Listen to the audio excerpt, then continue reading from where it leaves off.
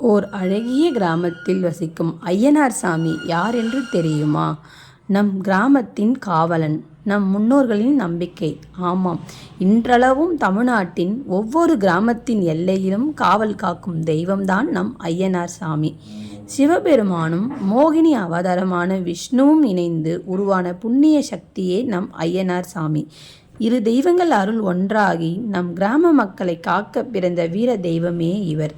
இவர் வெள்ளை குதிரையில் கிராம எல்லையில் தங்கி பகலிலும் இரவிலும் மழை சூறாவளியிலிருந்தும் நம்மை பாதுகாத்து வருகிறார். மக்கள் நல்லெண்ணெயில், அதாவது எள் எண்ணெயில் விளக்கேற்றி அவருக்கு விருப்பமான சிவப்பு மலர் வைத்து மன நிறைவோடவும் நம்பிக்கையோடவும் இன்றும் வழிபட்டு வருகின்றனர். இரவு அமைதியில் கூட ஐயனார் தன் குதிரையில் சுற்றி தீய சக்திகளை விரட்டி தன் கடமையை செய்து வருகிறார். ஐயனார் திருவிழா என்பது நம்பிக்கையின் ஒளியும் கிராமத்தின் ஒற்றுமையும் நடைபெறும் மாபெரும் விழா.